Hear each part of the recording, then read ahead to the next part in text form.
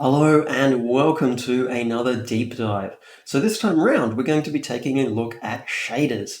So this is going to be a bit of an introduction to them. Get an understanding of what shaders are, how they work, some initial looking at the kinds of things we can do in those. And I'm going to be providing also a bunch of links to resources for if you want to go deeper into them. So some core stuff from Unity that you can take a look at for things you can be working with. But I'm also going to put in some links to two folks that I would recommend checking out their stuff if you're wanting to learn anything about shaders. So first one is going to be Minions Art.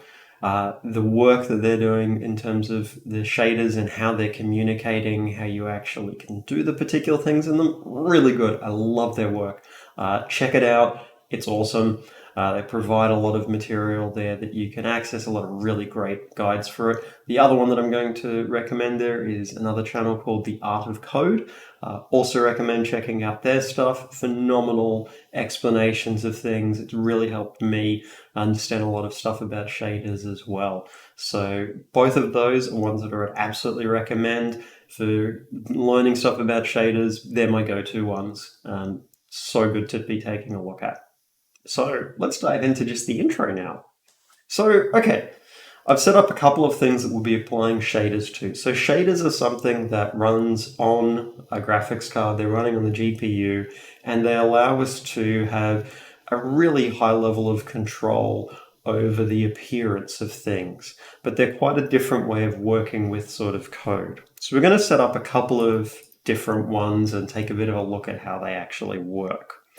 So to begin with, I'm going to go to create a shader. Now I'm working in the built-in pipeline. So the options that I've got here are a few different ones. I'm going to be focusing on the standard surface shader and the Unlit shader. Those are the two ones that I'll be taking a look at this stage. So let's begin with, I'm going to create a surface shader and I'm going to call this demo surf shader. So we'll fire this up and we'll take a look and see what it looks like. So this is what we get. There's a bunch of stuff already created. And surface shaders are a Unity specific thing that it actually automates and handles a lot of stuff for us. It makes it really easy to bring in some of the standard systems there for lighting and shadows and areas like of that. And we get a bunch of stuff for free with the surface shader. And this is what a surface shader will look like. So a lot of it is recognizable as code, but it's different to what we've sort of seen a little bit before. So there's similarities, but also differences. So to use a shader, I need to link it to a material. And I can see here, this is how we specify the information for where to find our shader. So if I create a shader for this, so we'll create a material for this. I'm going to create a material, demo surf shader. Then we'll notice, once I create a material, under shader, I can go and I can see custom and demo surf shader. We can also here specify the name that already matches with an existing shader, and we can actually do that to override existing shaders there in Unity. We can actually find the code for all of the Unity shaders. It's something that's provided on the downloads page. So if you go to the actual downloads page for Unity for any of the versions, one of the options you've got is to download those built-in shaders so we can take a look at how they work. So, okay, let's take a look at now what the material looks like. So these properties here have changed from what was there before. And if we take a look with side by side with our code, we have color, color. So we can say here, this is the variable name. Then we say what the actual name in the inspector is going to be, the type of it, and we give it a default value. Some of these things will actually automatically, because we've put a texture here, we automatically get additional settings there like the tiling and offset data. Our range ones automatically make it a slider. So we've got a bunch of built-in things that we're just getting already for free. So this is how we declare those variables that are public, the public properties there. Each of these then has a corresponding value down here. So color corresponds to this. So we have our texture corresponds to its equivalent is a sampler, because we sample the texture. We retrieve what the information is at a particular pixel in that texture by sampling it. We have glossiness corresponds down here, and metallic as well. You'll see the naming of things is a little bit different. We don't see our typical variable types that we're used to. So shaders, a lot of the stuff that's happening is floating point calculations, and we've got different versions of floating point types that have different levels of precision. So we have fixed and we have half, we have float, a range of different ones there. Generally, we want to use as lower precision one as we possibly can get away with. Different things are going to need different levels of precision. So something like our glossiness and metallic, that's just a straightforward 0 to 1 value, they're using half. Our colors have a very fixed sort of range of ones we're going between. So this is a fixed 4, means that this has 4 components: red, green, blue, alpha.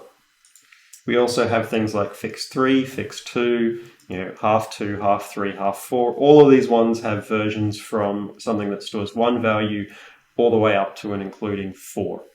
And the way we can access the individual elements in that are actually, shaders allow us some really, really cool tricks with that we'll take a look at. We can set some basic options here in terms of how things like lighting and that work. The particular version of the shader model we're targeting. We've got some key stuff here for if we're doing GPU instancing. And then here's what the surface shader looks like. So I'm going to break this up a little bit so we can see what's happening. So we have this input come in, which our input, the only bit of information by default that's there in the input is the UV coordinates. UV coordinates are how we work out where we're sampling from in a texture. So UV coordinates are tied to a vertex, and that tells us, okay, here's where to look up in the texture for it. That's how we could have potentially a really large texture that gets used by multiple different types of objects, but each one samples out a different segment of it by using UV coordinates. And here's how we sample it. So text 2D, we give it our texture and the UV coordinates. This gives us back a value that's a color. So it's going to have red, green, blue, and alpha components. We're applying tinting by we multiply. So this multiply, what that does is that multiplies the red component of this by the red component of this. Green by green, alpha by alpha. So all of the different elements get multiplied one by one. This is starting to show a really cool thing that we can actually do with our shaders. So we're setting this albedo color, so the kind of the base color for something. And shaders, when we're, rather than, if we're wanting to, say, chop out components in C#, we would need to individually access and go, okay, I want to create a new vector 3, here's the red, here's the green, here's the blue. Shaders allow us to do just something like this, where we say, no, just give me red, green, blue. It also allows us to do some incredibly cool things, like maybe I wanted to swap red and blue.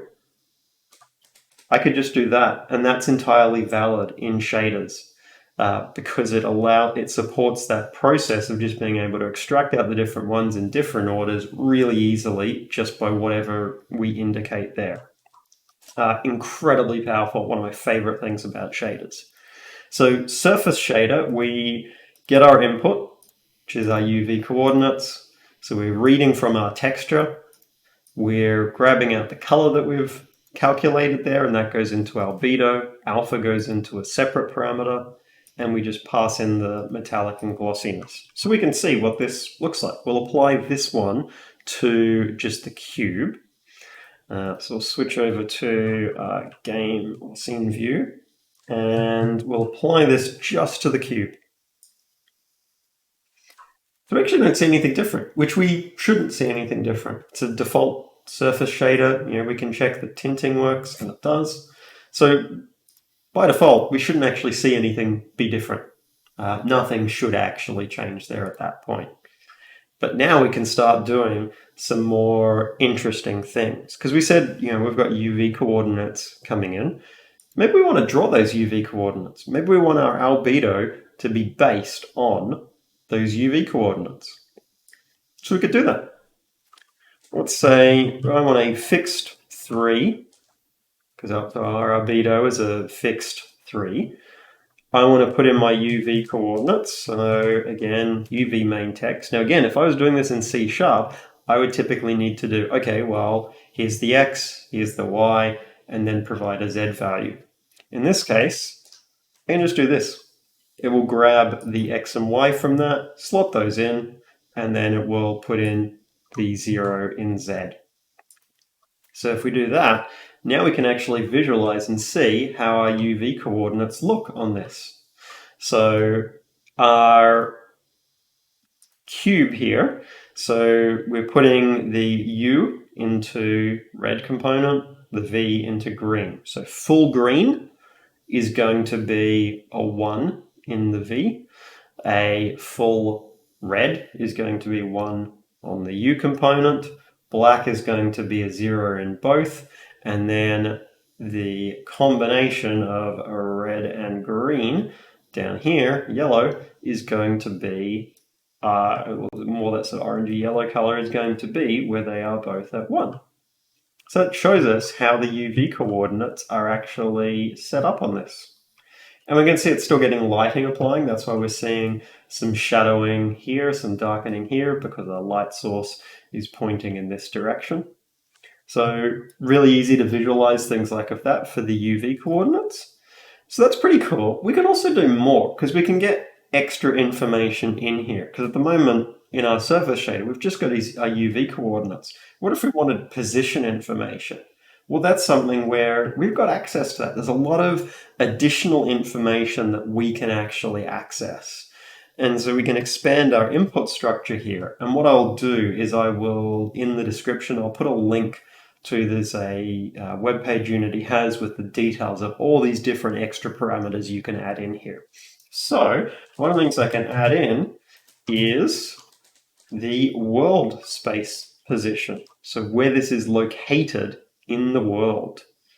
So what I could do then is, well, this Z value here, I'm going to make this Z value my inputs world pos Y value.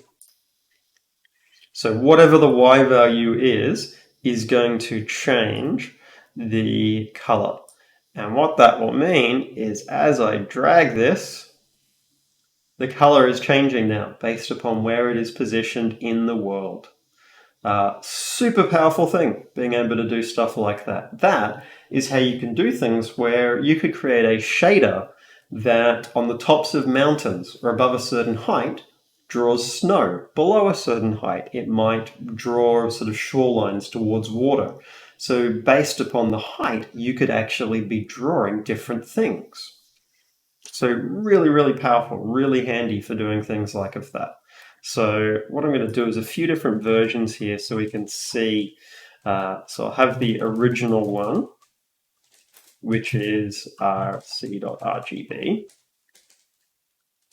So this draws tinted texture. This one, which I will comment out now, this one is drawing the UVs,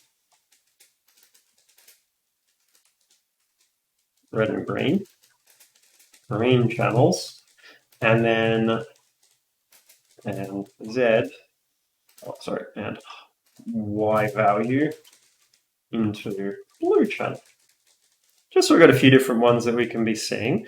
Well, we've got other information here. We could be getting the normal of stuff. That could be an interesting thing to see. So again, float 3, world normal. Let's make our color based upon that. So O.albedo equal to input and our world normal. Based on the normal. So let's take a look and see how that looks. So again, immediately each face we're expecting, as is we're seeing here, different colors. We also, let's see what happens if as we rotate, colors are changing there, which again is what we would expect because the normal of those ones is actually changing. So really cool, really powerful, easy ways of being able to work with stuff like that. So surface shaders, we could be doing that. We can also be getting information in terms of things like if we were doing vertex coloring, we can grab that out. It's a lot of different constants that we can put in here to be able to be controlling how things are actually displaying. We could also do stuff where, okay, maybe we want it that we're not, we did some tinting and things like that here. What if we wanted to do something where it's a case of, okay, above a certain height, it is actually doing that tinting. So we want something where it's one particular color until it's above a certain height, and then we change it. So we could do that. Let's set up a couple of parameters. So snow color. No color, we'll say that that is a color parameter. Give it its default value. Set up a parameter down here for it. Snow color. And then we have a snow height. And this is going to be just a float. Snow height, float, and maybe we'll make that 30. You'll notice with floating point ones here, unlike in C#, we don't need to put in a F suffix. We can just use it directly. This is one where that can also be a half, so snow height. So now what we would normally write is something like this, where, okay, well, F in world pos y is greater than or equal to snow height, then O.albedo is equal to C.RGB. Otherwise, O.albedo is equal to snowcolor.RGB. So this, we should just see the color there. Now, if we check and see our material here, so this, we swap these around. So we actually need to make that if it is less than the snow height. So to be able to tell the difference with this, we obviously need to take our cube and make it have a different color. Because obviously if our base color is white, we're not really going to notice a difference there with it. And then what we will notice is if we zoom out a bit and then we bring this up to above 30, so nearly at 30, we have this hard line here where we can see it changing. Right at 30, it's then doing a hard change there, which is cool. But maybe we want that to be a more gradual change. So we could have, snow start height, snow full height. So it might be the case that over the space of, say, 5 meters, it fades in. So we set this up, so we've got that. So now this becomes a little bit more complicated in that we need to check, okay, well, if we are above snow full height, then it's the snow color. Otherwise, we actually have to do a lerp. So we would say our albedo is a lerp. And so lerp's built in there with the shader stuff. We can lerp vectors, colors, all the things like of that. So we lerp from red, green, blue color to snow color with what we actually are doing here for the lerp. So I'm going to set up a separate value just to make the code a little bit neater. So half our progress value is going to be our in world position.y minus snow height. And then we divide this by snow full height minus snow height. So the range that we're doing this over. And we put in our progress. This should give us now a slow sort of fade in here. So we can see that we're not quite getting that. If we take a look, so what we were saying was we weren't getting it properly changing with the height, and the reason there was, and this is one of the things with shaders, we don't always get errors for things. So I set a property here and I renamed this, but I didn't rename my variable down here or I was using it here. So this is something we do need to be cautious of with shaders, that we don't get the same kind of error checking that we are kind of potentially used to with our C# side of things. A lot of things will just actually, we won't always sort of see them. So now what I should see is as we approach 30, starts to fade in, doing the transition to snow. So we get higher and higher, fades in that more till we have full snow. So we've got this sort of variation happening here, and it's keying off of these parameters we've set up. So that's pretty cool.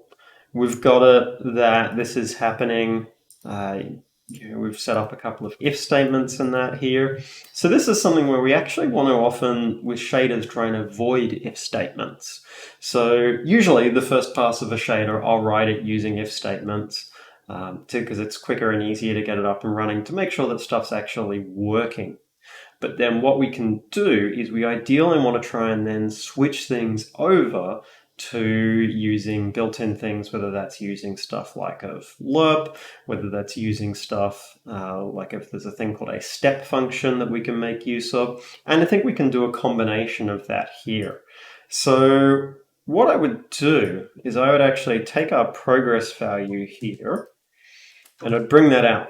So progress is going to be less than 0 if we have our, if the value is below our start snow height. It's also going to be above 1 if it's above it. So we can potentially, what we could try as an alternative is we just do our lerp. That might be sufficient. If lerp is intelligent, then we can probably get away with this without actually having to do anything beyond what we already had here. And we're fortunate, we actually can. If we wanted to do something like a step function, we can take a look and see. It's not strictly necessary, but what we could do is say we wanted this snow to only kick in above a particular height. Then, so the way a step function looks, so we provide two things with it. You provide it the edge and the value you are testing against that edge. So, for example, the edge in this case could be the, let's make it that below 0 it changes to a particular value. So I could say, well, I'm going to make the edge 0 and I'm going to use my world position .y, and so below that, so this will, if world position is above 0, sorry, it will give me a value of 1, otherwise it will give me a value of 0. So I could use that step function to do something like this, where O.albedo is a lerp, and I want a lerp from, let's say, just a pitch black color to the color I've already calculated. So to the existing albedo based upon that step function. So step of 0 and using world pos y. Because what will happen is when the y position is below 0, this step function will evaluate to 0, so it will be pitch black. Otherwise, it'll evaluate to 1, which will mean it'll use the existing color. So let's save that and take a look. So we've got this set up here. So we can see this is a case where we do actually get a rare error. So if we take a look and see the particular message, so incorrect number of arguments to a numeric type constructor. So this, I have to say fixed 3. So do get some error reporting, but not always a huge amount. So let's bring this cube down to 2. So it's most of the way towards the ground. And then let's slowly lower this. You can see at that 0 point, changes color. Didn't have to use an if statement. We were able to do this purely just using our step function. So step is a really powerful thing there, but I would usually always write the first version using if statements, and then you can convert that over to using lerps, or you might be able to convert that over to using a mix of lerp and step. Is quite common there as well. So I was using a surface shader. We did also see there was another type of shader here that we could be creating called an unlit shader. So demo unlit shader. And this one's going to look a little bit different. So create material matte demo unlit shader. And again, we'll be able to see under custom. So it's not going to appear there. If we go and take a look and edit our particular shader, we've got the name. So it actually puts it, rather than being under custom, it puts it under unlit. So we can go and change our materials here. So under unlit, demo unlit shader, and then we can put this on our capsule, and we notice immediately lighting and shadowing disappears. Now we could do those calculations manually ourselves for it. That's absolutely a thing we could do. We can also see that we just have our texture, and also it looks different. We have different data structures here, and also we have these two things, so vert and frag. So this is our vertex program, and this is our fragment program. So vertex program runs on our vertices. So vertex program runs, and you'll see what it outputs is this V2F structure, which is the input for fragment. So fragment is running on pixels, vertex is running on the vertices. So vertex shader generates, vertex program generates the data for the fragment program. We can also have a program that runs before this called a geometry program. The geometry program can be used to do things like tessellate our mesh. So we could provide in a low detail mesh, and then in the geometry shader generate additional detail, a process called tessellation. So these give us a lot more control over what we're actually doing here. You can use vertex programs with surface shaders as well, but not fragment programs. Vertex program, we can see the stuff that's coming in. We're getting position, we're getting our UV coordinates. We can see it generates then the output. So it transforms our vertex coordinate from object space, so local coordinates, into the coordinate space for the fragment shader. We can see it also transforms the UV coordinates. It needs to do that so they're in the correct space and correct value ranges there. And then we sample our texture, similar to what we did before. So let's add tinting back in, because we've seen Demo Surf Shader has tinting. So let's bring in that exact same stuff for doing the tinting. So we can bring across our color. We can bring in exactly the same, a fixed 4, and the actual process that it will use is the same. So again, we've got that here, and then we take our color here. So what we could do is we could say color.rgb. If we wanted to, just change the red, green, blue channels, or change the whole lot. So multiplied by color. And then just let us do the tinting of it. So we can do the exact same thing, and we're applying tinting to it. So these ones, vertex fragment shaders, I'll often use them when it's something in particular or specifically don't need lighting. So I'll use this actually for generating data and things like that often. Really powerful for that. So these, we can bring in things like lighting and shadowing and that, but we have to do those calculations ourselves. So we have to adopt a more manual approach for it. Now, we have other things available to us here that I think would be really cool to actually show. Because one of the things we can access is we can access time. Now, we do have access to delta time, but it's not commonly used because shaders don't persist any data. Every time a shader runs, each frame it runs, it doesn't stash away or remember any data for you then using next time. It generates the stuff, does its job, throws it away, resets for next time. So you can't persist data between calls there in a shader. So delta time you don't commonly use, but time we do have access to. So a couple of things we have access to, and I'll put in a link in the description to where you can find a bunch of these. So we have access to time, we have access to sine of the time, we have access to cosine of the time, and also unity delta time. Now, each of these are actually float fours, and the different components give you different versions of it. Usually one's divided at different scale values. So for example, I could do something where, okay, color, and we'll make the red component of the color is going to be equal to, so sine of the time, we know a sine value is going to go between -1 and 1.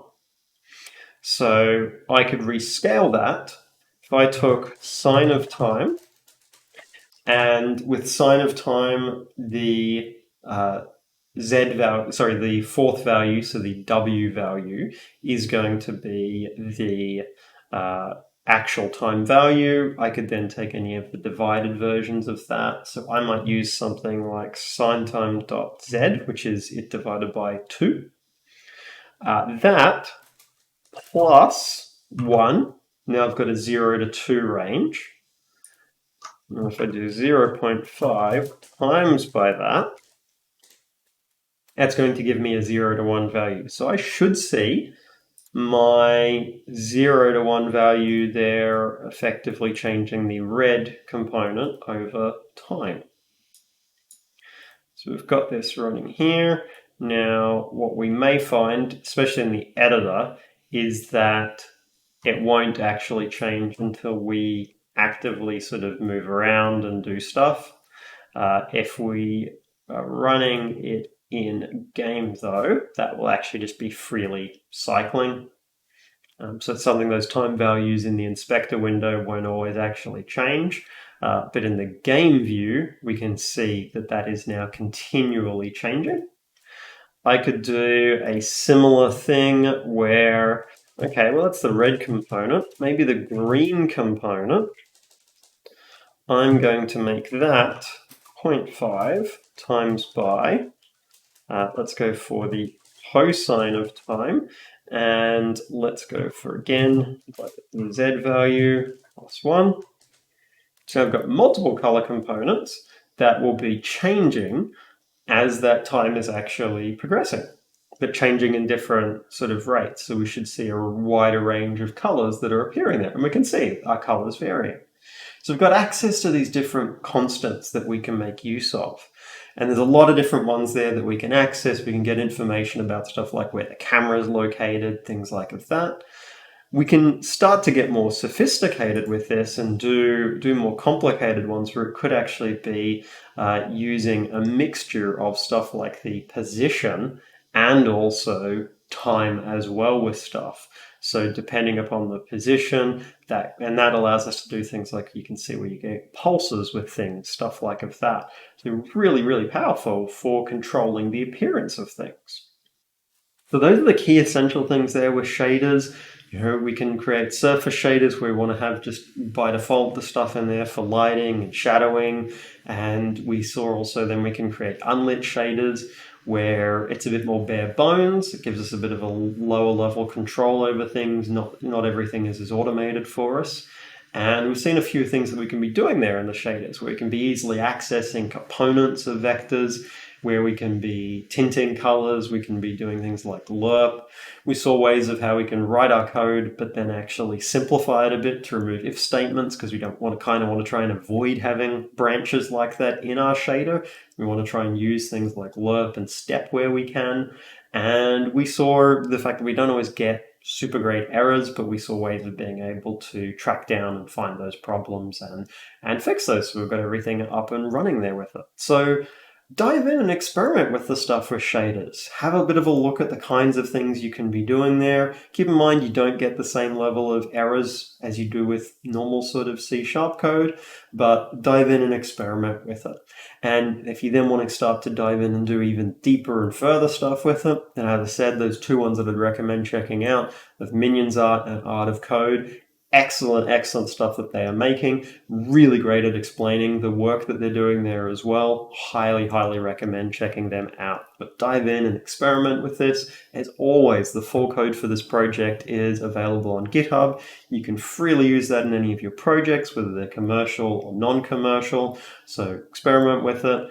If you're finding this stuff helpful, chuck in a like and subscribe. Really helps out. If you're looking for other ways to support the channel, then I do have a Patreon, and the link to that is in the description below as well. Bye.